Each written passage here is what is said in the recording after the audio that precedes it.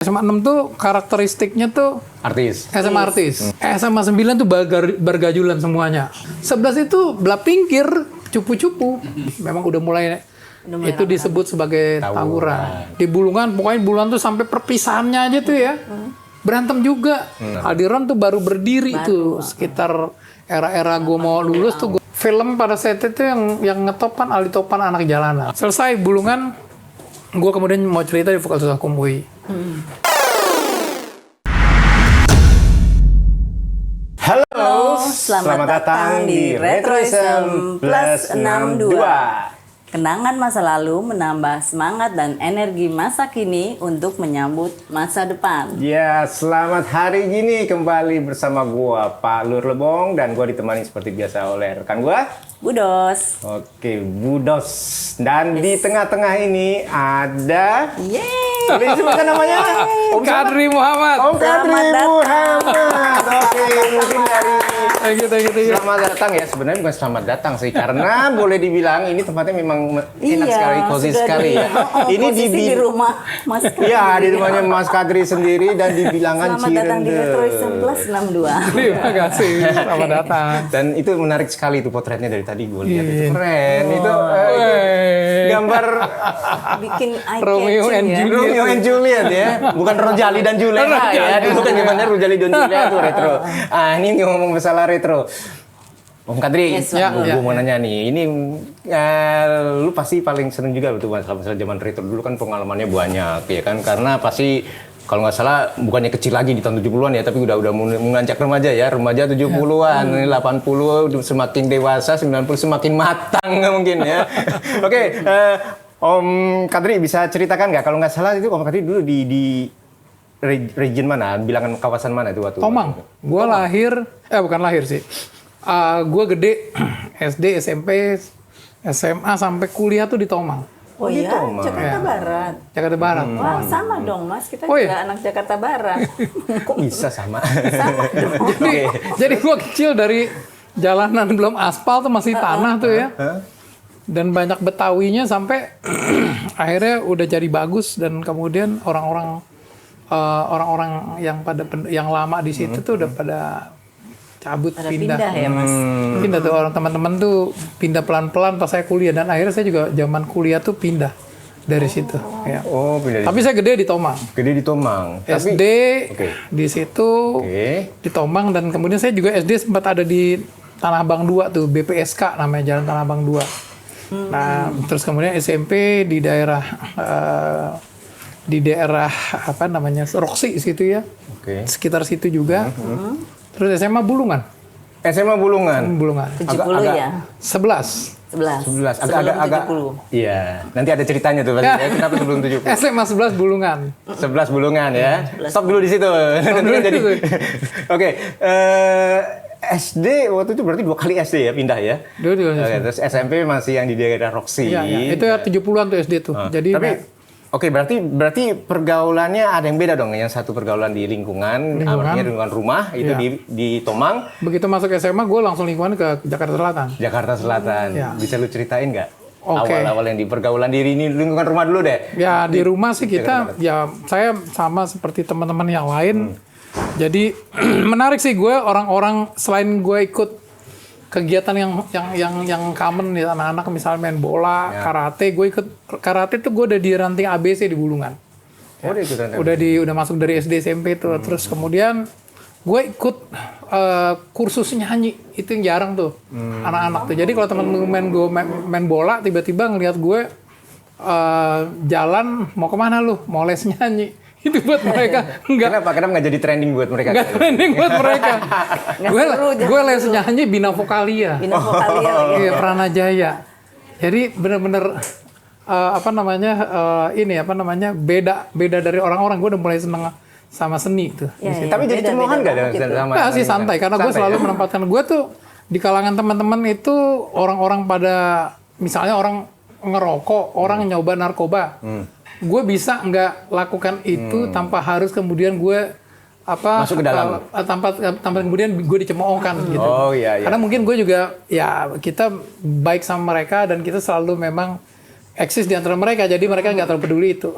Ya itu nggak takut FOMO ya. Nggak, jadi gue dari kecil itu di apa namanya di Bina Vokal itu gue udah mulai ikut kegiatan nyanyi-nyanyi baik yang solo maupun gue ikut yang nyanyi choir begitu, dan selalu gue leading menjadi salah satu daripada penyanyi utama. Dan gue meranin operet waktu itu ya, operet nyanyi anak-anak. Operet nyanyi anak-anak namanya Si Timpang. Jadi gue gantiin beberapa kali, tapi sebelumnya Si Timpang itu Erwin Gutawa yang jadi pemerannya. Oh gitu. Ya, jadi anak timpang, terus kita itu operet pendek sih, cuman sejam kurang kali ya. Itu apa namanya gue benar-benar pada saat itu memang ada di seni ya, pada saat itu. Jadi gue masih era di Bina Vokal itu umur kelas 4 SD, 5 SD, 6 SD tuh kita udah ikut yang namanya trip Bina Vokalia. Udah ke mana ya, ke Singapura, Malaysia, terus ada ke Belanda, kemudian ada ke Filipina dan lain-lain gitu ya. SD itu ya? SD SMP itu. SD SMP oke. Ya. SMP. Dan gue memang kebetulan lumayan disayang gitu sama Pak Pranajaya. Jadi gue instead of cuma nyanyi rame-rame tuh gue dikasih kesempatan tuh tampil solo pada saat itu ya. Asik. Nah, kemudian itu berlanjut sampai di SMA. Ya. Di SMA gue masuk di Bulungan. Nah, Bulungan tuh gue mungkin kalau buat teman-teman yang udah tahu juga, tapi yang belum tahu ya, ada SMA 11, SMA 9, SMA 6. Ya. Nah, ini bertiga ini punya karakter masing-masing nih. SMA 6 tuh SMA-nya artis. Iya. Jadi ada Isugianto, Rano Karno, Yesi Gusman tuh di SMA 6. Itu tuh itu tahun berapa tuh kira-kira? Itu gue masuk gue sebenarnya gue 78 itu di SMA 24 lapangan tembak, terus gue dikeluarin karena bengkelahi, gue dikeluarin, gue pindah ke Bulungan ya, gue pindah ke Bulungan juga langsung di kelas 2 dan masuk di kelas-kelas yang isinya veteran, bergajulan semua, tetapi di SMA 11. Nah SMA 11 nih SMA yang tadi gue bilang kan SMA 6 tuh karakteristiknya tuh Artis. SMA artis. SMA 9 tuh bergajulan semuanya. 9. 11 itu belah pinggir, cupu-cupu. Nah, gue cuma di kelas yang paling brengsek, kelas yang nggak naik kelas ya, tetapi SMA cupu.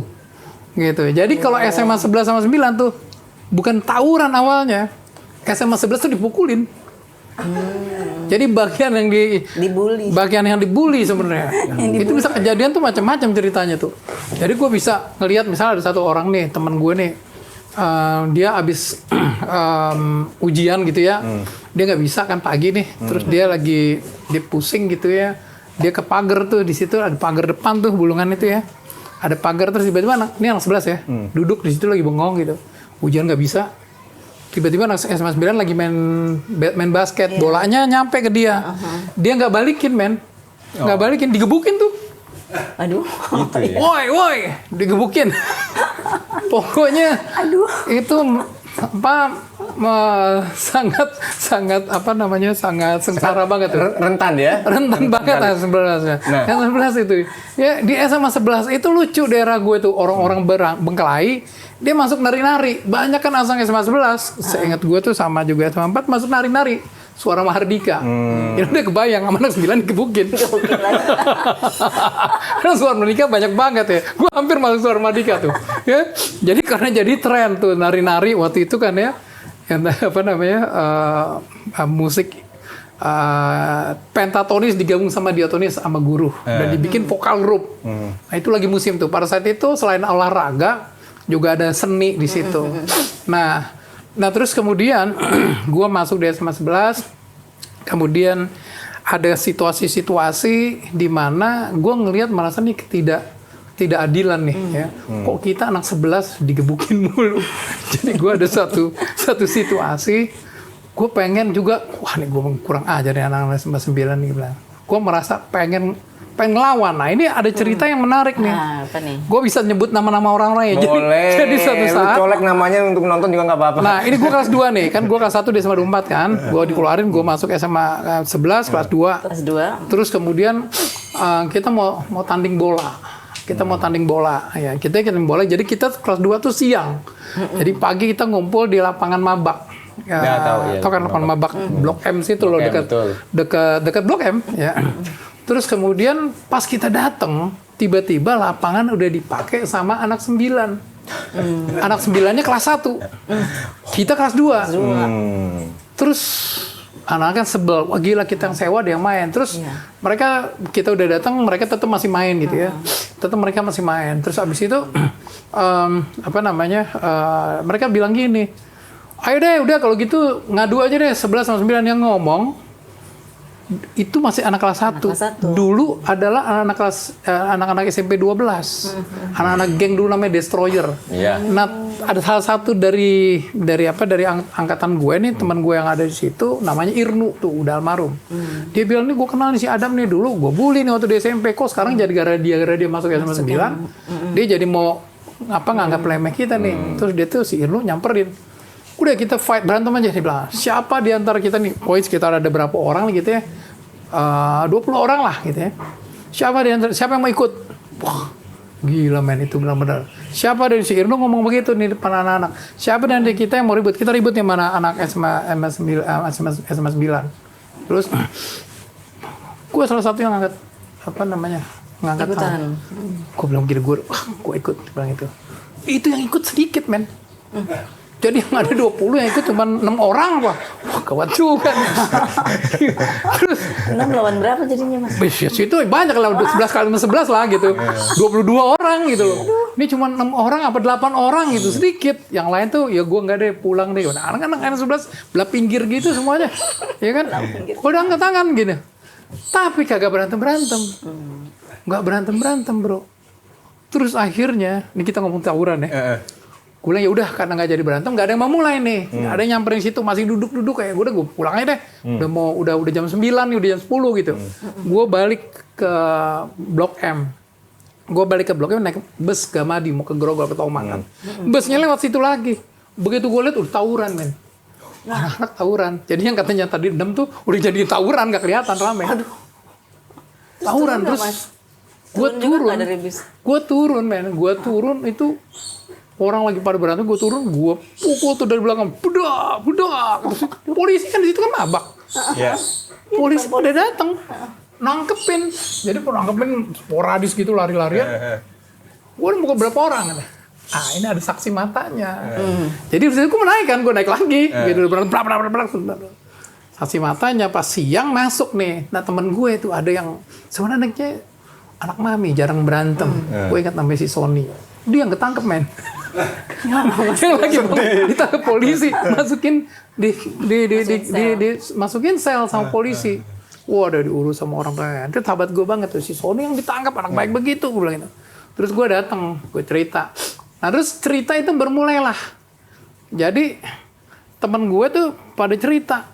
Gue lihat si Kadri, wah ada orang Ambon namanya Yani, si Yani Yunan bilang.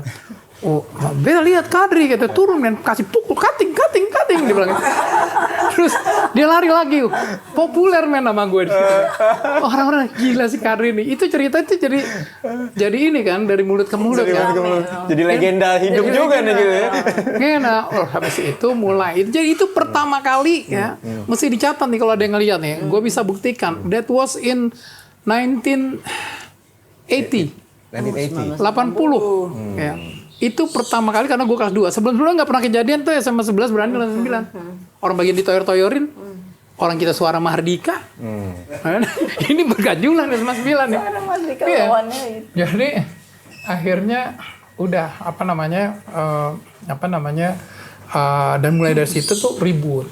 Mulai ribut itu kalau ribut tuh ngeri sih. Memang orang-orang tuh benar-benar yang 11 sama 9 itu kalau ribut bisa pasukan kuda terus turun polisi tuh kudanya gede-gede ya kudanya gede-gede untuk periksa terus kemudian sambit-sambitan terus buat ini belum ada bom molotov sih tapi udah sambit-sambitan tuh padahal itu kan cuma dibatasin pagar.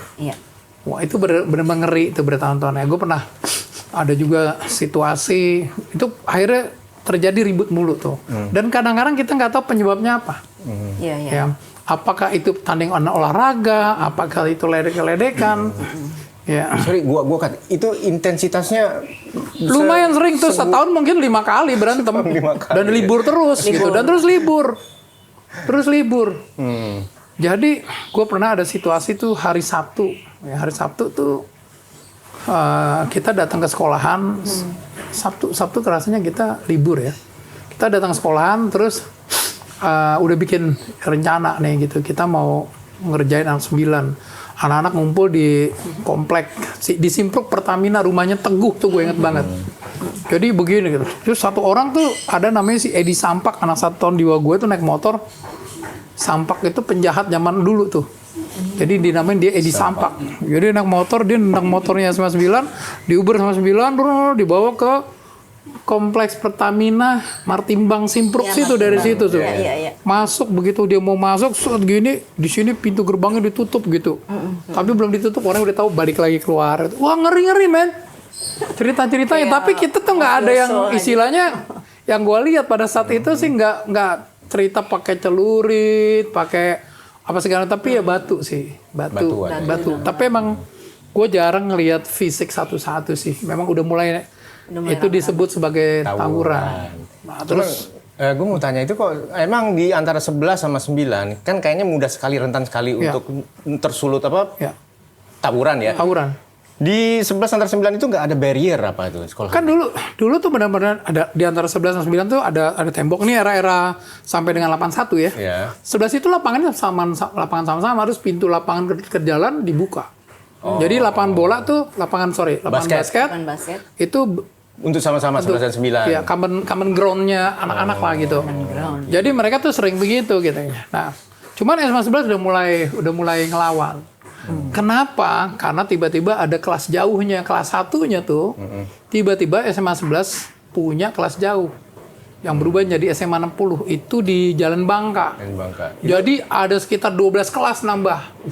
Sehingga mereka masuk siang kan. Jadi dapat bala bantuan nih, sehingga SMA 11 jadi berani sama SMA 9. SMA 9 nggak ada.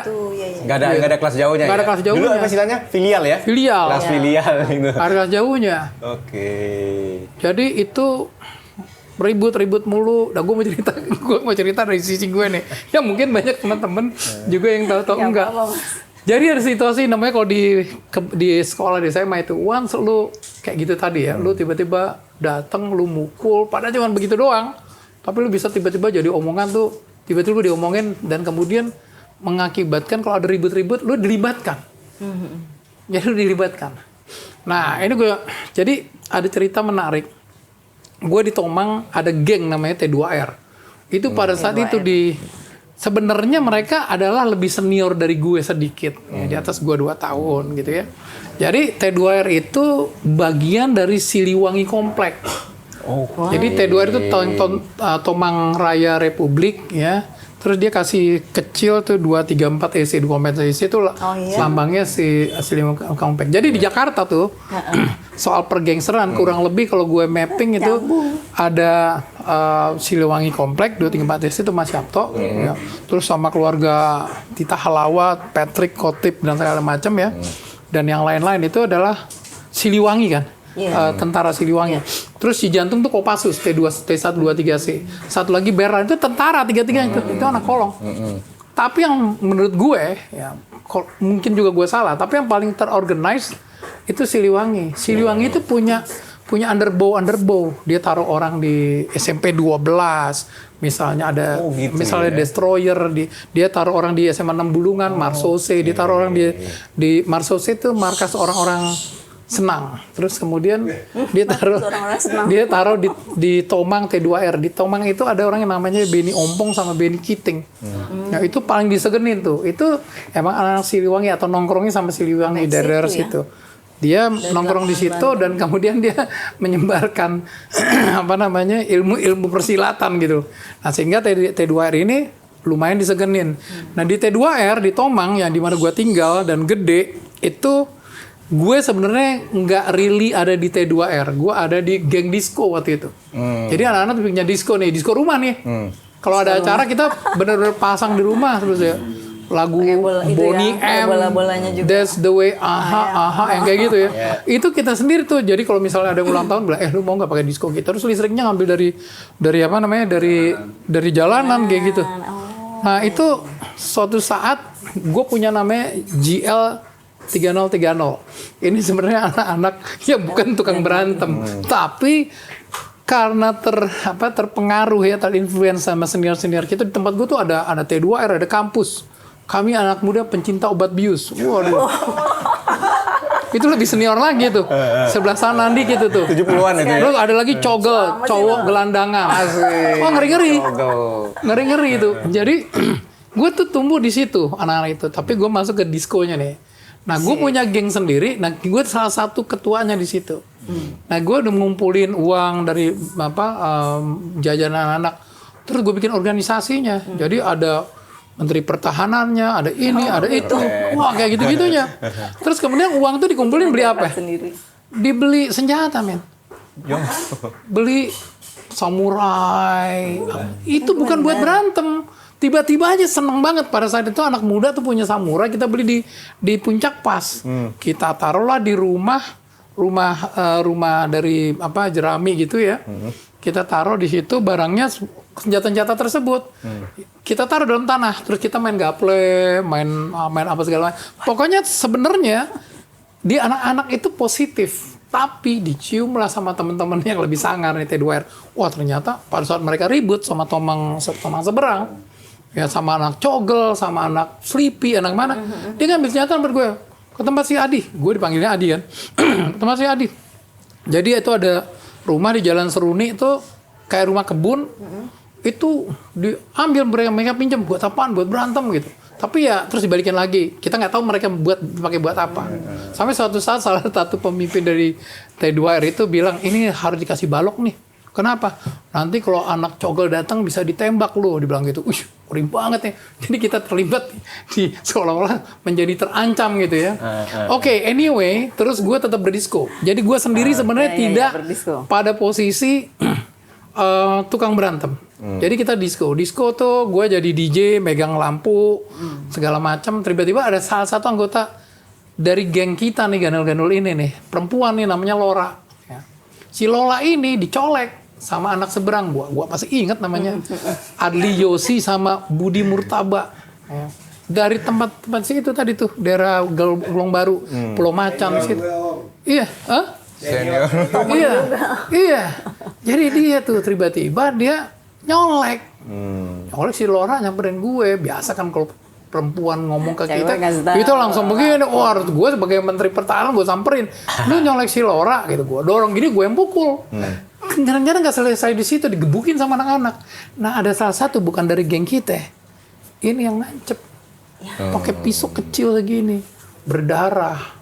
Terus gue yang panik kan. Wih, siapa nih? Gue nolong, gue bawa ke rumah nyokap gue, kebetulan rumah bersalin. Nyokap gue tuh bidan. Jadi dibenerin, dibawa ke rumah rumah sakit Sandiwara, Sumber Waras kan. Habis itu dipanggil polisi. Polisi datang, ditangkap satu, nyanyi lah. Si Anu, siapa yang mukulin? Si ini, tangkap semua men. Orang cupu-cupu gitu, dengkul halus semuanya. Kita masih berumur berapa? 16 tuh. Ya, masih 2 SMA. Dibawa itu ke polisi. Gue inget Komseko 732 Palmerah. Masuk di situ. Wah, nih gue ceritain nih. Ceritanya seru banget itu. Pada saat itu tiba-tiba gue sebagai orang yang tidak berpengalaman masuk penjara, di salah satu kita bertujuh yang masuk, itu ada salah satu yang pernah masuk penjara. Jadi ketemu ada rombongan 2 orang. Pakai baju celana pendek tapi nggak pakai baju. Kita baru masuk nih. Terus ngeri banget nih, ada orang botak gitu ya. Terus terjadi ngobrol gitu ya. Dia bilang, lu masuk sini karena apa? Dia bilang, gua ngebay tip mobil. Ngebay itu nyuri. Terus dia nanya lagi, kalau lu kenapa masuk sini katanya? Temen gue bilang, kita nancap orang. Terus udah, habis itu orang tua berkumpul. Terus bagaimana caranya 3 hari itu selesai keluar kita. Keluar habis itu tuh geng tuh ya dibubarin tuh sama nyokap gue. Buku-bukunya dibakarin, buku-buku tulisan sumbangan anak-anak. Diskonya pokoknya segala macam lampu spotlight, lampu blitz, lampu apa segala macam itu pokoknya itu di ini ayah nggak ada disko. Nah, pada saat gue masuk di sel itu 3 hari, ada teman gue namanya Suripto. Dia tuh anak Bulungan, satu-satunya pakai tato. Waktu itu orang jarang pakai tato. Iya, jarang. Nah, dia tuh kurang lebih tuh anak di Bulungan tuh ada juga lumayan kuat komunitas Surabaya. Ya, jadi anak-anak Surabaya apa Malang? Malang atau Surabaya? Oh, dia anak arek Malang, arek Surabaya gitu ya. Terus dia datang ke rumah gue, Kadri mana? Terus ada saudara gue bilang, oh si Kadri di Penjaro katanya, orang Padang nih saudara gue. Samperin di mana? Terus nyampe di si Kadri. Kenapa lo gini? Udah kan gue cerita ini. Udah dia balik dong ke sekolah dong. Cerita dong gue masuk penjara dong. Setelah itu setiap ada keributan itu Dipanggil. melibatkan. Misalnya ada, wah ini ada kelas 2 nih, gue kelas 2, ada kelas 1 nih, ngocol nih, gini-gini. Dia minta seperti kayak, pokoknya gue terlibat aja dalam kegiatan-kegiatan kayak gitu. Waduh, itu gue ngeri banget. Ditambah lagi, terus Benny Kiting itu kan sering datang tuh naik motor. Benny Ompong tuh tampangnya serem banget, men. Ya, giginya tuh ompong, mukanya hitam gitu. Dia naik motor gitu, kalau lihat terus suatu saat Benny Ompong negur gue. Gara-gara dia negur gue, wah gila sih Kadri ini berarti emang benar-benar deh. Semuanya jadi respect. Itu menjadi gitu. Itu membuat jadi tambah viral. Tambah viral kalau sekarang jadi ya. segan. Wah itu pokoknya perkelahian zaman dahulu itu di Bulungan tuh menarik ya. Tapi sebenarnya kita itu, nah gue saat itu udah mulai tuh masuk. Ada mallnya belum Pak? Ada juga Garden Hall. Itu bioskop.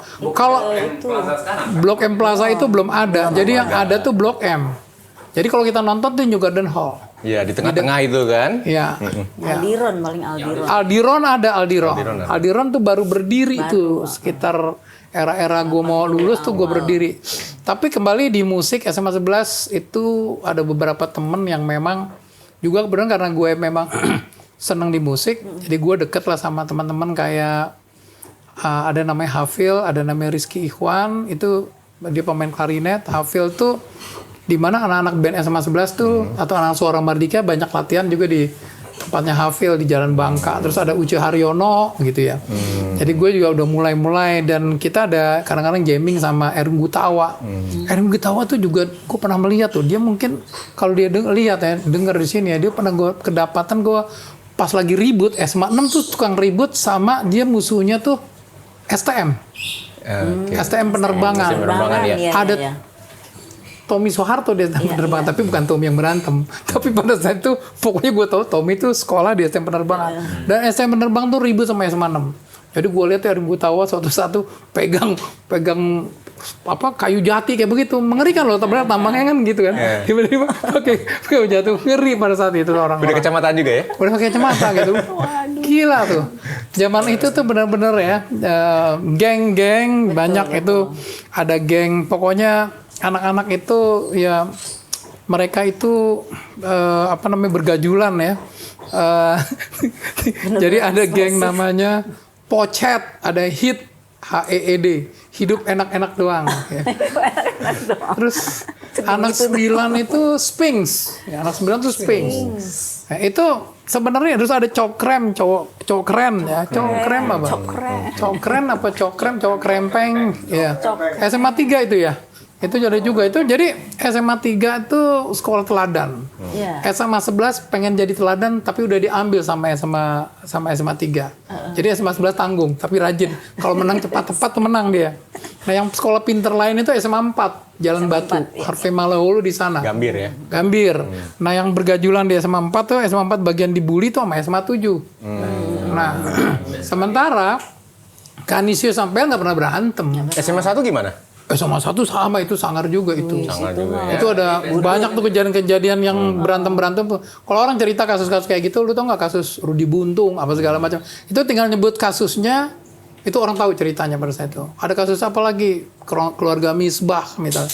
Orang tahu tuh cerita. Gue cuma nggak bisa ceritain karena ceritanya ngeri-ngeri tentang kejadian di mana, di Jalan Sabang, di mana-mana. Itu pada saat itu tuh kayak begitu anak-anaknya.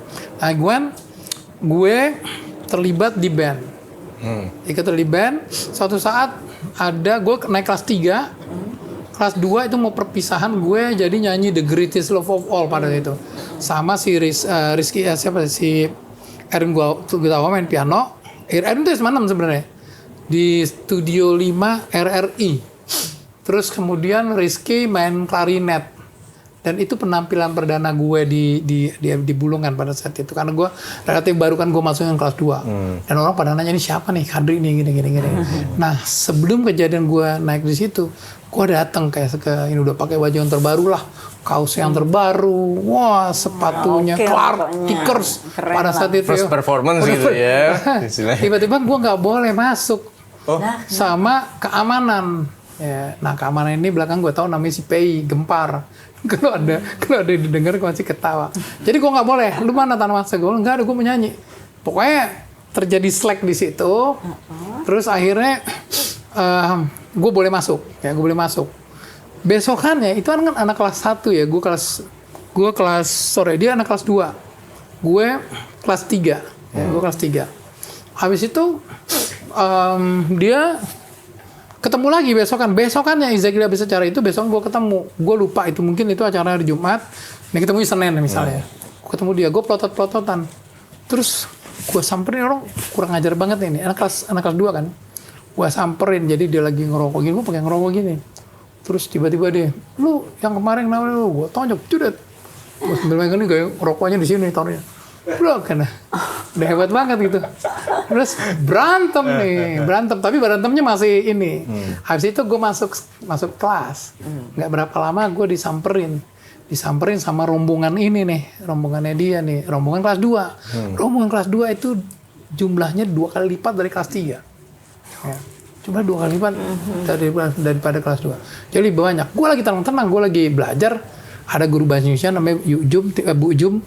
Tiba-tiba ada satu orang nih bekas angkatan kita tapi veteran, dia nggak naik. Namanya Dede, matanya merah. Kadri mana? Dia bilang gitu.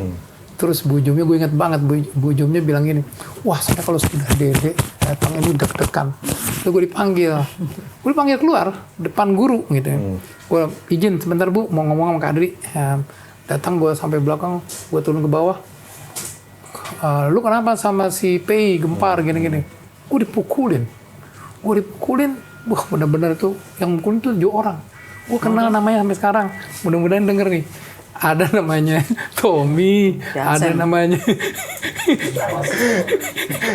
Keluarkan Mas, keluarkan. Tapi lucu sih menurut gue.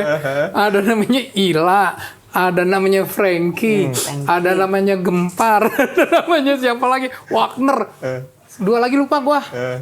Gue inget itu doang. 7 loh. Gue kelas 3 digebukin sama kelas 2. Tapi 7 orang. Tapi gue bertahan begini. Di jalan Mendawai. Ada PSKD. Iya. Wah, akhirnya udah. Gue pokoknya dilerai lah gitu. Terus itu gue digebukin. Terus habis gitu, gue nggak diam. Maksudnya gue bukan diam aja. Gue tidak pada posisi menghimpun orang. Anak-anak ngumpul. Anak kelas 3. Jadi ngumpul tuh semua tuh. Waduh, pokoknya kalau ngeri itu, kalau ceritanya ngeri lah. Ngeri itu, oh yuk kita culik si Ila. Ila tuh laki-laki ya. Punya kakak namanya si Inong. Nah si Inong ini datang tiba-tiba, kita ke rumahnya Inong nih. Nong, Ila mana? Ila kan adanya. Nah ini teman-teman nih. Kenapa? Ila waduh diuber. Ilanya lari. Cerita mau diculik, tapi nggak diculik. Cerita anak SMA ya. Tapi gue ngeliatnya lucu. Gue kalau ngeliat zaman itu, waduh gila banget itu. Itulah perkelahian ya. Cikal bakal kriminal anak SMA. Ya, gitu kayak begitu kelakuannya. Aduh, gue inget banget tuh. Terus ya di Bulungan, terus gue ada sekali 2 kali kita tampil, dan memang pada saat itu anak-anak talent di SMA 11 itu banyak ke arah ke guru, ya. ke guru Soekarno Putra. Jadi suatu saat gue ditanya, Kadri mau masuk Suara Mardika nggak? Suara Mardika nerima buat band, bukan buat nari-nari nih. Ada band, ada nari-nari. Ada bandnya. Ya. Terus gue akan ketemu situ Uce, Uce Dioro dan lain-lain ya. Tapi terus kemudian gue disiapin mau berangkat men. Gue sengaja beli zaman itu ada namanya sandal school. Tulisan gimana? SCHOOL. Ya, school itu udah paling top tuh. Begitu gue turun ke depan, ini udah siap-siap nih hari Minggu mau ke rumahnya guru. Ya. Gue turun ke depan, gue kepleset men. Sendalnya itu gue rasa KW kali ya. Lepas, ya kagak jadi gue ngedaftar. Ya, jadi nggak masuk. Jadi kagak masuk, gue batal Suara Merdeka. Tapi akhirnya gue bergaul sama anak-anak itu. Sama anak-anak Suara Merdeka, sama anak-anak musiknya ya. Itu gue berteman sampai akhirnya selesai di Bulungan. Pokoknya Bulungan tuh sampai perpisahannya aja tuh ya. Berantem juga. IPA sama IPS. Ya, IPA sama IPS berantem. IPS aja berantem. Itu berantem. Gitu. Pokoknya itu isinya berantem aja, Bu. IPS bukannya banyakan perempuan. Zaman dulu enggak. Ya, makanya. Terus akhirnya udah lewat lah apa namanya di Tunggu, Bulungan. tapi gue mau cut ya. Tapi menarik sekali ya, itu perkelahian ternyata nggak hanya di bidang eksternal antar SMA yang luar, cuman di internalnya Di internal pun juga terjadi perkelahian ya. Terjadi perkelahian. Itu dinamik sekali ya. Benar sekali. Enggak apa kayaknya oke. Rasanya gimana ya gejolak jiwa SMA. mana ya? Film pada saat itu yang ngetop kan Ali Topan Anak Jalanan. Oke. Tapi sebenarnya Ali Topan Anak Jalanan tuh dia walaupun dia memperlihatkan orang yang suka berantem apa segala, tapi ngeliatin orang yang laki-laki yang ini ya, yang apa namanya, gentle ya. Gentle. Yang gentle. Ya dia take care ceweknya. Dia berontak sama orang tuanya gitu. Tapi kemudian dia naik motor masuk ke yang apa ininya ke Aldiron tuh, ke atas tangganya segala macam. Wah, itu kita udah rasanya keren banget. Gitu. Dan itu memang pada saat lu dulu baju yang ini tuh musim dia kan dulu kan kalau baju biasa tuh tangan pendek begini. Gue beli yang tangan panjang yang bapak-bapak harus digulung. Dilinting sama sini. Itu udah keren banget tuh. Dada krempeng dibuka sampai sini. Wah, itu terus naik bus Gamadi begini paling depan. Keluar badannya ngadep angin gitu. Gitu. Itu udah hebat banget. Satu hal lagi, baju seragam mesti dikeluarin kalau. Harus keluarin. Iya kan, dikeluarin, nggak boleh dimasukin. Iya. Itu era itu tuh. Jadi memang rasanya kalau udah itu yang gue perhatiin banget tuh gue kebayang wajahnya si Edi Sampak naik motor nendang orang terus dia diuber sama yang belakang udah kayak hebat banget tuh. rasanya kayak gimana gitu ya, Panutan ya. yeah. Dan idolanya sebenarnya berantem tawurannya gue yang gue perhatiin ya, mungkin ada gue di beberapa tawuran itu cuma lari-larian doang. Lari lagi balik, lempar-lempar. senang seru-seruannya ya. Nah, biasanya kan kalau lu berarti kan di selatan kan tuh 1197 itu 1196. Itu meeting point untuk perkelahian itu pasti ada nggak? Oh iya. Tempat-tempat tertentu di mana nih yang ya kalau ya biasanya sih Blok M. Blok M itu Blok ya. M, terus di New Garden Hall, terus Itu di ya? Jalan Bulungan. Mertatia Hohu juga Ya, itu. kita benar-benar di depan lapangan basket, lapangan poli itu juga berantem kok. Terus kemudian suruh masuk semuanya, masuk dari dalam sambit-sambitan. Gitu. Ya. Dalam masih sambit-sambit. Itu memang pada saat itu juga nggak tahu penyebabnya apa ya. Kadang-kadang ada yang cewek dicolek, terus atau tanding bola, tanding apa, kayak gitu sih. Tapi kadang-kadang informasinya kan kayak nggak jelas gitu, penyebabnya itu apa. Tapi udah panas duluan. Ya. Gitu. Tapi kita tahu sih orang-orang yang dulu di apa namanya di mana di SMA 9 tuh ada berapa tuh Husin, gue inget banget tuh orangnya keriting gitu, soleh. Terus satu si Ijon gitu. Ya, Ijon tuh itu nama-nama yang sering pokoknya disebut di 11 juga ada 11 sebenarnya lebih nggak ada pentolan benerannya gitu loh. Nggak ada pentolan yang beneran tukang berantem gitu. Lebih kepada di antara kita kita tahu ada si Irnu, ada si Yani Yunan, Albert gitu ya. Orang-orang itu ya. Absen terus dari tadi. Ada sebagian udah meninggal men. Iya. Udah tua sekarang. Paling ntar yang ada komen nih sih, itu gak apa-apa. Komen, tapi komen asal subscribe ya. Bener ya? Jadi itu menarik tuh. Gue ingat banget guru. Dan kita punya kepala sekolah yang sangat berwibawa sebenarnya. Namanya Lesi Lolo. Pak Lesi. Ya, itu Pak Lesi itu apa namanya cukup sebenarnya cukup dihormati gitu. 11 sebenarnya aman, 9 yang menyerang. 11 tuh bertahan, 11 tuh bagian dikeplakin dan akhirnya bertahan karena dapat bala bantuan banyak. Jadi akhirnya jadi berantem. Gitulah cerita di tawuran, akhirnya dimerjerin digabungin jadi satu. Itu sebenarnya sekolah itu udah dari tahun 52 ya, 6, 9, 11 namanya ABC. Ya, namanya sekolah SMA ABC itu. Terus kemudian tahun 62, 61 itu berdiri tuh SMA 6 duluan, terus 11 dan 9 pecah. Terus sampai ke sini banyak alumni zaman gue tuh ada. Zaman di atas gue Ahmad Albar, terus anak-anak Casero, terus siapa lagi ya?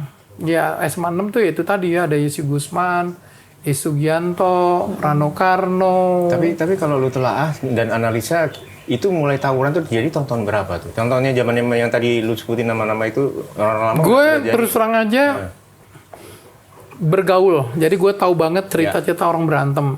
Ya, itu sebenarnya kita juga mengamati, walaupun dulu kan belum ada WhatsApp, bahwa SMA 1 Budut juga berantem sama STM sebelahnya. Gue lupa STM apa tuh namanya? SM sebelahnya. STM sebelahnya ya, SMA apa itu namanya? Bukan SMA apa namanya?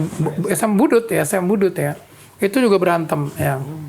Terus kemudian SMA 7 juga tukang berantem di daerah lokasinya dia, daerah situ. Ya kemudian di Kebayoran ya, tapi PL sama Kanisius tuh nggak pernah berantem. Dia gondrong doang, sampai nggak berantem dia. Gitu.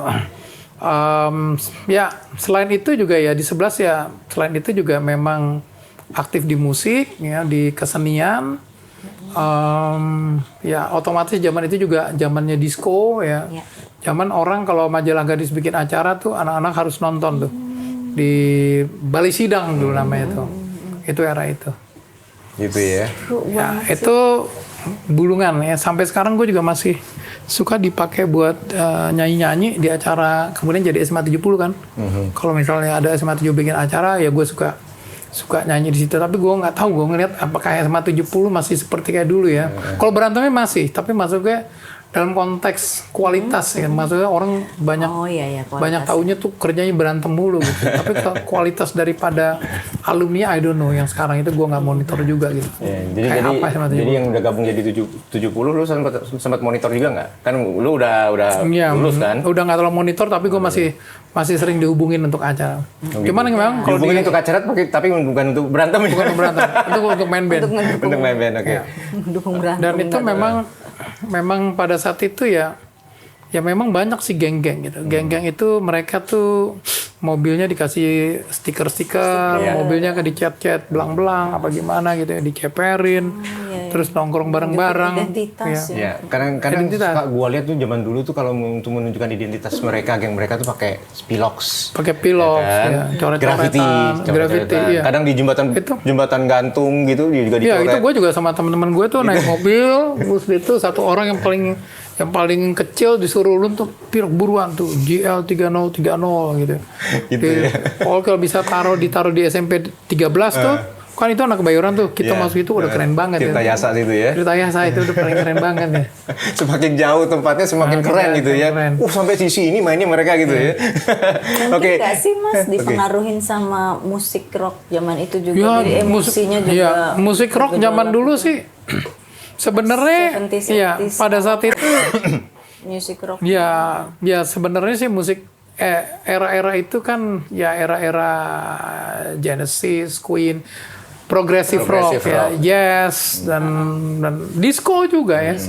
Disco pada saat itu juga, kalau orang ke disco kan benar-benar mereka dress up, mereka datang ke acara dan ya kenalan network di situ ya. Itu daerah itu. Selesai Bulungan, gue kemudian mau cerita di Fakultas Hukum UI. Nah, Fakultas Hukum UI juga menarik ini. Jadi ini masih Salemba ya?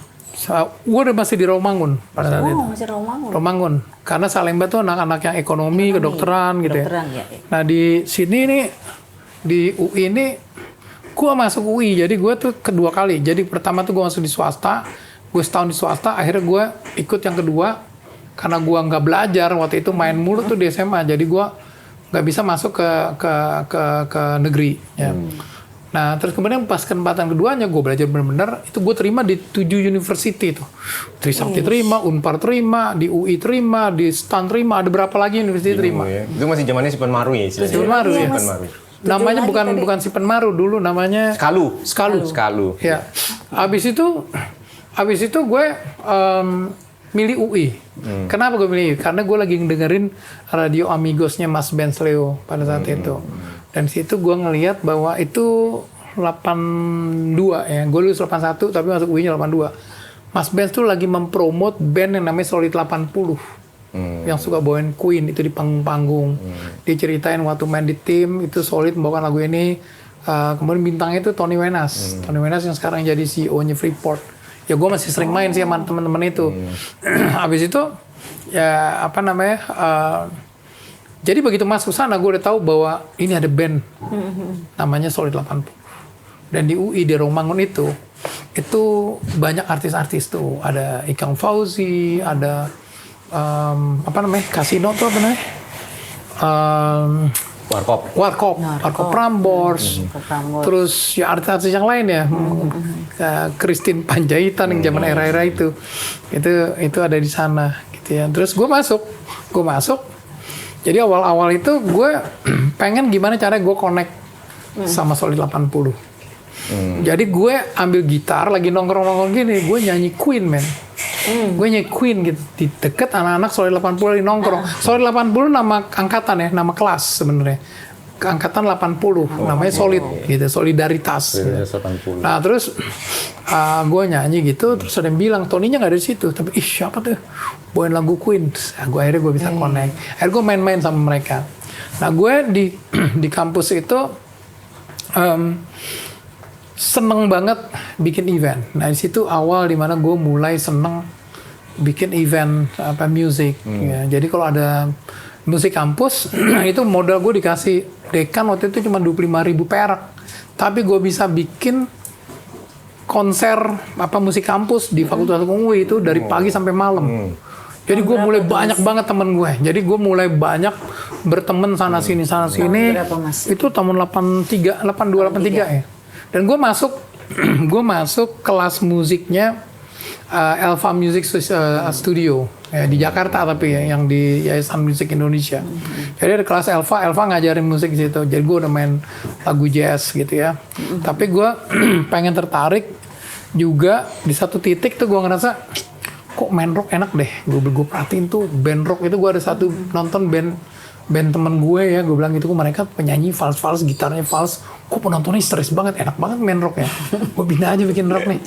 Nah jadi suatu gue bikin event, gue nawarin Makara band, jadi gue ketemu sama almarhum Andi Julius, sama Yanuar, gue bilang Makara main dong, gue bilang gitu, ini yang lain udah main, gini, ada Ikang Fauzi, ada si ini, ada si itu, segala macam, Harvey Malehola, terus dibilang gini, Makara akan main, tapi syaratnya lu nyanyi.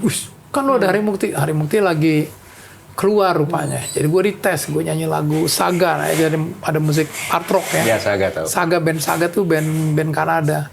Terus gue cocok sih itu, gue cuman tampil nggak pakai gitar kalau nggak salah tuh. Jadi Adi Kela tuh main keyboard, Adi Julius main drum, main bassnya Januar.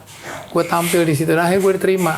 Jadi gue sambil bikin acara, terus gue akhirnya direkrut sama Makara. Nah, gue masuklah Makara Band. Makara Band tuh band Fakultas Hukum sebenarnya.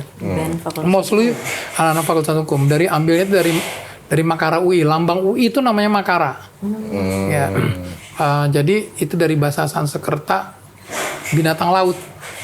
Itu lambang UI. Tapi dibalik itu ya tulisan dikasih tulis Makara gitu. Jadi lambangnya itu Makara. Jadi Makara tuh band yang lumayan disegenin karena mereka tuh sebenarnya dia udah berani nampilin lagunya sendiri, dan lagunya tuh tentang perjuangan atau pemberontakan mahasiswa pada saat itu terhadap yang namanya NKK BKK, normalisasi kehidupan kampus. Itu di mana kampus itu nggak boleh lagi kayak zaman UI zaman dulu ya, atau ITB zaman dulu yang sering demo. Jadi dipikir dirubah dari sistem kelas ya, tingkat 1, 2, 3, 4, 5, 6 menjadi sistem SKS. Yeah. Karena itu ketat. Jadi orang tuh harus benar-benar memenuhi SKS tertentu supaya bisa lulus. Akibatnya orang cuma tahu belajar. Itulah NKK BKK. Awalnya iya, itu adalah sebenarnya supaya kampus tuh nggak bergerak. pada saat itu era-era 82 gitu ya, 81, 82. Dan kemudian Makara bikin lagu-lagu tentang melawan kezaliman, kebatilan, pemerintah dan lain-lain kayak gitu. Nah, Hari Mukti yang muncul. Hari Mukti kan benar-benar dia tuh penyanyi yang memang sangat atraktif ya di panggung dengan power yang keras. Jadi waktu gue Hari keluar, begitu tahu gue ada di dalam, dia ngiri men. Dia balik lagi ke Makara, gue nggak mau, gue nggak rela nih. Dia balik, akhirnya kan gue nggak mungkin di terminate kan sama anak-anak. Jadi kita jadi 2 vokalis.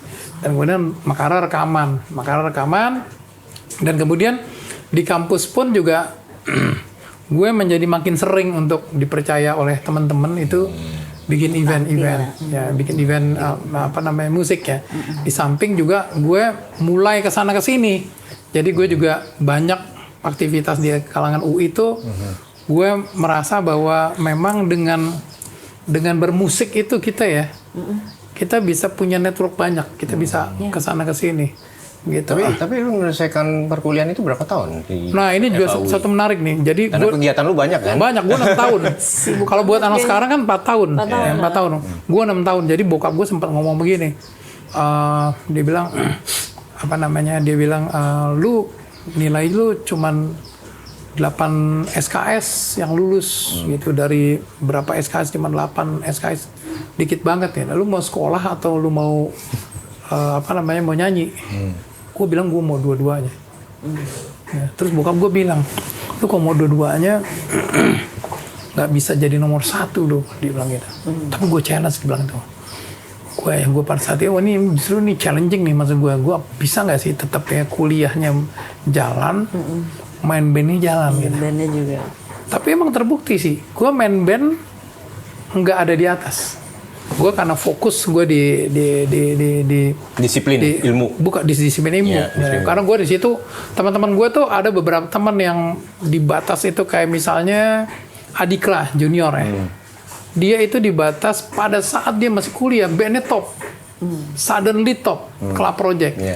Akhirnya dia quit dari UI, dia pindah ke Trisakti, terus kemudian dia banyak fokus ke band. Karena itu momen yang paling, karena umur 20 kan, 19-20, bandnya top, lu lupa sekolah, karena udah mulai nerima duit. Nah band gue tuh kagak ngetop-ngetop pada saat itu. Jadi Makara tuh kan bandnya rock progresif. Ya, jadi kita memang main sampai Jakarta, tapi kita nggak posisi yang seperti yang masuk bisa rekaman, yang kita ada rekamannya. Yang bisa 86 tuh kita rekaman gitu. Tapi gue decide pada itu, gue mesti kerja nih. Akhirnya gue kerja sampai kemudian era udah kesini, udah gue merasa settle di pekerjaan gue. Gue balik dari Amerika, gue sekolah lagi. Terus gue lawyering. Nah gue mulai hidupin lagi band Makara sampai sekarang.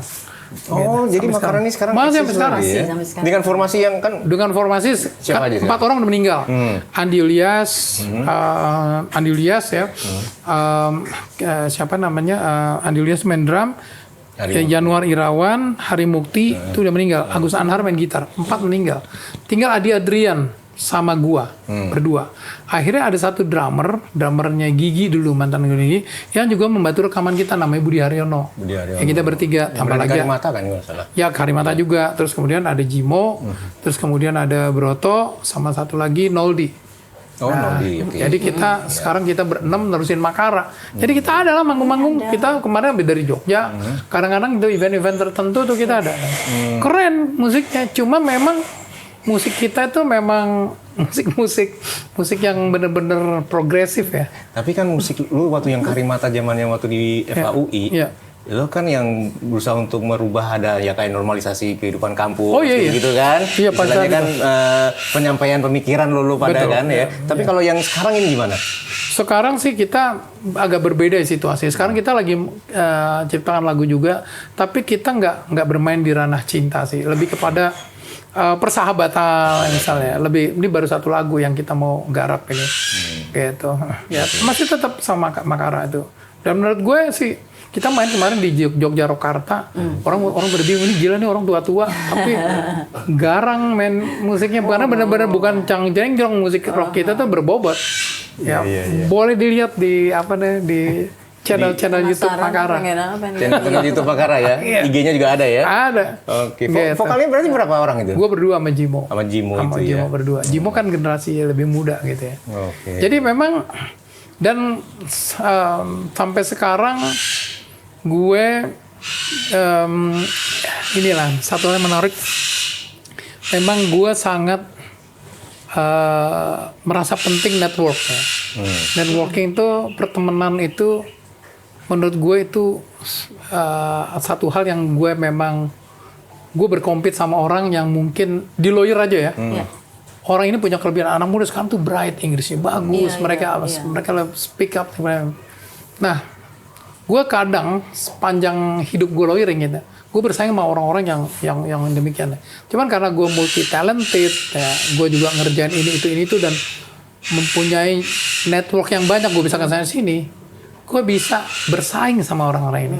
Cuman gue sedikit lebih, orang jalan satu kali, gue 2 kali, sehingga akhirnya ke mukanya kalau teman-teman masih ngomong, gila lu Dri, umur lu 60 tapi lu masih tetap aja kayaknya energik gitu. Karena itu yang memang kita supaya bisa bersaing sama anak-anak yang lebih muda-muda gitu ya. Nah, dan saat ini gue lawyering udah hampir 30 tahun. Ya, gue tadinya sempat pindah dari law firm terbaik ya, sampai punya law firm sendiri dan kita pecah. Dan pindah ke law firm baru yang anak-anak muda sebenarnya. Anak-anak milenial yang tadinya founders itu adalah junior gue, istilahnya associate gue dulu. Ya gue ikut mereka nih, gue sebagai senior partner. Jadi gue punya posisi lawyer dan gue itu mengerjakan pekerjaan-pekerjaan yang terutama ke pekerjaan-pekerjaan mega project dan pekerjaan yang berkaitan dengan BUMN.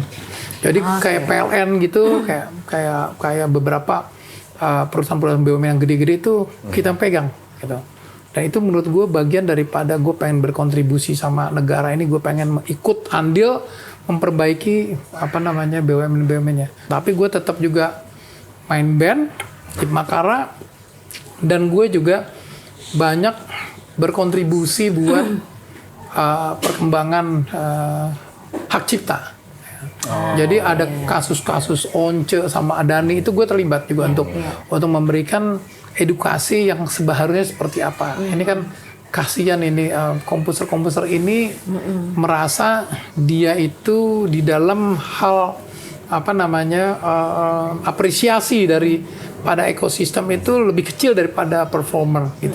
Nah ini kita sistem-sistem ini yang lagi dibenerin sebenarnya. Tapi harus dibenerin secara memang undang-undangnya seperti apa. Kalau dirubah tuh harus juga solusinya harus ada. Nah ini kita berpikir keras untuk itu. Gue selalu dilibatin sama Kementerian Parekraf, sama Kementerian Kumham untuk bahas-bahas ini. Sampai termasuk juga komunitas-komunitas pada saat bikin sama Glenn Fredly almarhum ya. Seperti kayak konferensi musik Indonesia pertama di Ambon itu think tanknya salah satunya gue. Terus kemudian bikin Music 20 M20 itu bagian daripada G20 gue sama Triawan Munaf, Tantowi Yahya, Chandra Darusman. Sekarang ada lagi yang namanya Yofi Widianto. Itu kita jadi orang-orang yang kita punya kelompok kecil untuk mikirin tentang ini musik nih harusnya ekosistem ke depan seperti apa. Kembali lagi karena network. Ya, itu sih mulainya dari main band. Walaupun dulu pernah masuk penjara. Keren. Nih kayaknya perlu ada sesi tanya jawab juga nih ya. Banyak yang mau tanya nih. Tapi keren juga loh. Ini ya masalahnya udah kayak biopik ya dari SD, SMP, SMA Jadi Mas dari tadi cerita saya membayangkan loh. Kayak apa mau difilmkan gitu. Kalau difilmkan aktornya siapa yang cocok yang memerankan Mas Kadri ini? Ya Mas Kadri sendiri. Oke, mungkin ada di sini tanya jawab, mau ada yang bertanya nggak apa-apa silakan. Seru nih. Kang Eben? Saya jawab. Oke. Milenial mau tanya nih. Ya. Pernah nonton lagi di acara LCLR Plus. Apa sorry? LCLR Plus. Air Plus. Joki Surabaya. Oh iya LCLR. Oh lu nonton? LCLR. Oh lu penggemar musik-musik itu? Iya Bang. Wih, yang datang uban-ubanan semua itu. Jadi gimana? Waktu kan nyanyi apatis kayak gitu. Oh iya. Wah. Diajak ini gimana sih kok bisa Oh itu kita yang bikin sendiri. Jadi gue punya kelompok namanya 11 Kreatif. Itu anak-anak SMA 11. Jadi suatu saat kita tuh mau mempromot menampilkan karya ciptanya Yoki Suryo Prayogo almarhum. Jadi gue sempet keliling nemenin Mas Yoki di 7 kota waktu itu. Ya. Nah, kemudian dengan 11 kreatif ini hanya di Jakarta ya, di Jakarta ya. Nah, itu kita memang menampilkan LCLR. Kenapa ditambah plus? Karena ternyata ada juga yang tidak ada di LCLR. LCLR itu menurut saya paling bagus di 77. Ya, waktu itu yang kebetulan musik director itu Yoki. Di 77 itu ada apa? 77. Di 77 itu ada lilin kecil. Terus kemudian Pahama, apa Kidung. Kalau LCLR yang keduanya 78 tuh ada, saya lupa ya, itu Apatis, terus kemudian aduh kok jadi lupa lagi, berarti gue ingat ya. Lagu-lagu ya itu 77, 78, 79. Nah, itu era-era Mas Yoki. 77 sama 78 tuh Mas Yoki. 79 itu Debbie Nasution plus ADMS. Itu lagunya semuanya keren-keren. Dan itu sebenarnya era-era di mana tadi tuh Kinan Nasution muncul pada saat itu. Ya, era 76 tuh Guru Gypsy, 77 itu Badai Pasti Berlalu, ya, Eros Jarot, ya, geng-geng Pegangsan, geng-geng situ deh. Sabda Alam, Krisya, terus kemudian Kinan Nasution keluar 78, LCLR keluar 77, 78, 79 itu udah geng itu semua. Dan memang benar-benar pada saat itu gila, ini orang-orang pada saat itu musimnya lagi popnya YK Record. Jadi yang ya ini sayang ya yang lagu-lagu meme gitu ya yang lagu-lagu yang memang menyeluruh di Indonesia itu sangat tren ya. Tiba-tiba muncul dan orang menyebutnya ini, seingat saya Bensley yang menyampaikan ini adalah kelompok pop kreatif. Ini Faris RM, Krisya, Kinan, LCLR gitu ya. Nah, kalau ditanya apakah gue diajak siapa? Karena gue bergaul sama teman-teman orang-orang ini, justru gue yang ngumpulin. Jadi gue sama 11 kreatif itu bantu Mas Yoki, kita ngumpulin Benny Subarja, Louis Hutauruk, Berlian Hutauruk, Louis Hutauruk, Berlian Hutauruk ya. Dan banyak lagi yang lain ya pada saat itu ya. Dan udah pada meninggal itu. Mas Yoki meninggal, Debbie Nasution meninggal, Sis NS meninggal. Ya udah pada meninggal. Saya ikut sampai ke Malang, sampai ke Jogja, sampai ke Bandung, sampai ke Surabaya. Gitu. Belum sih, pengen juga sih sekarang nih, udah waktunya juga. Tapi memang di era itu kan 2015-an ya. 2015-an itu. Itu kan berarti 8 tahun yang lalu. Itu masih ada anak 80-an yang nonton begituan. Sekarang anak 80-an udah jarang nonton ke Hard Rock Cafe misalnya kayak begitu ya. Hard Rocknya udah nggak ada juga. Iya, karena udah nggak minum soda, minumnya air putih. Makannya juga nggak bisa mesen makan, jadi nggak menguntungkan tuh. Ya, terus kemudian jam 9 udah tidur kayak bayi. Bawa minyak angin lagi. Bawa minyak angin. Jadi emang udah bergeser, udah bukan anak 80 lagi, tapi udah anak-anak 90. Jadi sekarang itu eranya memang musik dewa. Ya, musik dewa, Club Project aja udah mulai agak ini dewa tuh mulai muncul lagi tuh. Anak-anak 90 yang memang masih mau keluar gitu ya. Berarti anak 90 itu udah deket 50 loh. Iya. Ya. Benar. 90. Tuh yang masih. Iya. Gitu emang begitu. Jadi anak-anak yang udah angkatan itu kalau dibikin lagi LCLR itu aduh. Mereka udah nggak menguntungkan di datang ke kafe. Air putih katanya. nggak makan udah di rumah.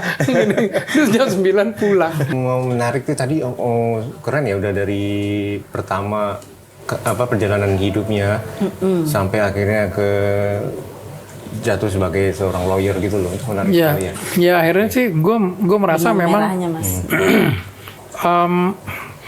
otak kiri sama otak kanan itu berjalan seimbang. Ya. Mas Kadri. Jadi gue merasa gue juga bukan tipe orang yang kerja di kantoran. Gue lebih banyak sekarang kerja di rumah nih, work from home, work from anywhere. Jadi kalau misalnya gue mau meeting baru gue pergi. Ya kalau enggak gue di rumah aja, gue ada macam-macam, ada ikan, ada burung kakatua. Udah seru aja. Kedengeran. Nah makanya nggak heran tadi itu suara burung kakatuanya dari Om Kadri dia. Ular piton aja ada di sini tiba-tiba. Iya. Oh gitu. Saking sebelah kan kebun. Tapi itu bukan peliharaan ya? Bukan. Bukan. Oh, bukan pelihara. Anjing, kucing, ada semua, ada musang. Jadi gue menikmatin banget gitu. Gue kerja di rumah, gue pikir gue keluar itu cuma untuk 3 hal. Satu, nyari duit. Ya. Kedua, nyari temen. Nyari teman Shopping aja nih. untuk Nyari networking. teman. Yang ketiga, nyari ilmu atau ngajar. Cari duit, networking, Cari ilmu Iya. atau ngajar. Ya, atau ngajar. Pokoknya berkaitan dengan itu. Jadi gue udah lewat sebenarnya masa nongkrong ke Citos yuk gini-gini. Angkatan gue udah lewat. Dulu gue sekitar 10 tahun yang lalu tuh masih nongkrong gitu. Jadi benar-benar sekarang tuh ya lebih ini aja jadi lebih banyak di rumah ya.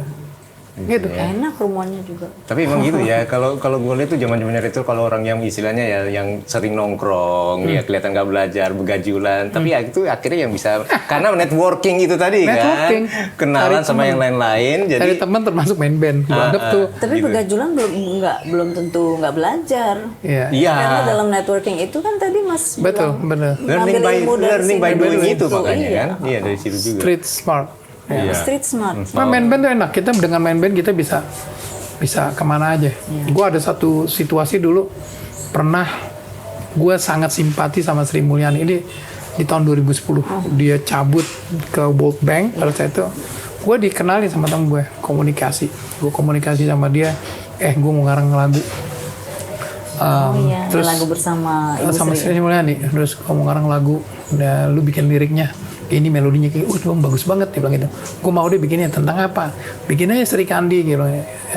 Tentang, nanti tuh kayaknya tentang saya dong dia bilang gitu. Pada saat itu dia orang nyebut ini kan Mbak Sri apa? Dia bilang tentang orang-orang Indonesia, perempuan Indonesia yang menjadi menginspirasi gitu. Dan kemudian dia sangat kuat dengan intinya dia tuh waktu itu tagline-nya dia, jangan pernah membenci Indonesia atau tidak atau jangan pernah membenci Indonesia, something like that gitu ya. Nah itu dijadiin lirik. Terus kemudian dari situ gue nyamperin Once, gue mau bikin lagu Sri Mulyani. Oh yang bener lu gini. Lu nyanyi ya, gue bilang gitu. Once karena Sri Mulyani yang bikin, dia mau ikut. Kalau gue nggak sebutin Sri Mulyani, Once mau. Dapat 2 gue, Sri Mulyani, Once. Gue bawa ke ADMS, lu bikinin orkestrasinya. Terus si ADMS, mau karena waktu itu lagi ngehits banget nih Sri Mulyani. Dia bikin orkestrasinya. Terus yang ngerjain bandnya KJP, Kadijimo and Princess, tapi pakai orkestrasi dari Sri Mulyani. Terus gue minta studio, gue ketemu Pak O, Aquarius, saya yang biayain deh. Terus kemudian modalnya gue ke Ariana Harja Pamungkas pada saat itu. Dia akan cariin dananya. Terus dicariin dananya buat bisa proses-produksi. Jadi itu rekaman. Sayang itu rekaman gue udah lelah. Gue nggak promoin. Itu ada kalau lu cari di Spotify itu ada tuh lagu Sri Kandi. Itu karya kita sama Sri Mulyani. Dan lagu itu bagus dan cuma kurang promo. Iya. Gitu. Tapi gue kasih gambaran bagaimana kita membuild yang namanya network. Itu bisa dari sini. Sepanjang kita ngerjain itu bener. Gitu. Itu akhirnya gue berkomunikasi dengan semuanya jadi baik sama gue.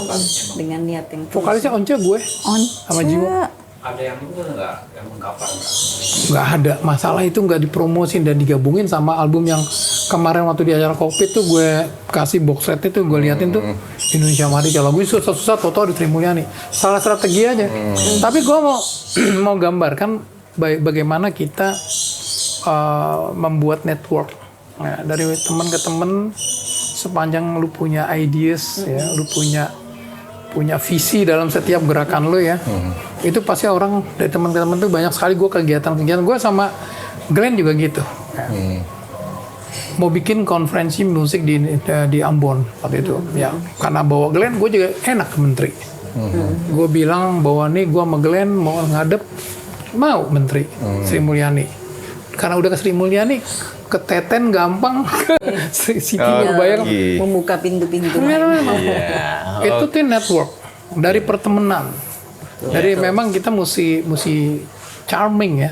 Betul, Mesti betul charming sekali. gitu. Iya. Jadi itu ya antara. Cuman nggak ada hubungannya kali ya mungkin. Nggak apa-apa. Tapi ini kan ada. saran untuk Oke. anak muda. Iya. Nggak Itu apa-apa. network itu menurut gue lu mesti kembangin. Iya.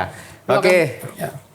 Aduh, Ya, Kak. oke sayang ya Ya. Om, tapi ini apa Siap. waktu kita Ya. ini. Jadi ingat ya tadi pesan dari Om Kadri bagi para milenial punya gagasan, ide, bangun relasi, bangun networking ya untuk mencapai satu tujuan yang pasti itu ya, Betul. Bang.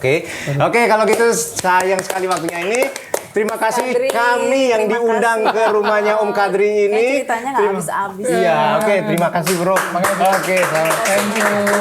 Oke, jadi jangan lupa share, like, komen, dan subscribe untuk obrolan yang santai dan menarik ini. Oke, sampai di sini dulu. Sampai jumpa di episode mendatang dengan topik yang lebih menarik. Oke, bye-bye.